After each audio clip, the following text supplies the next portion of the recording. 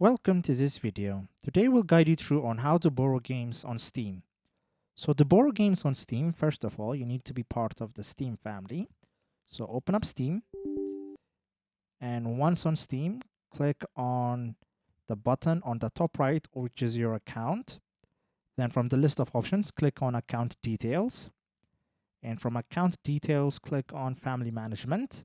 So in order to borrow games, you need to create a family. In this page, I've already created a family and I've already added a member. So this member now can access the library that I have. So to show you this, I'm going to log out of this account and going to log in this account to show you that the library has been shared.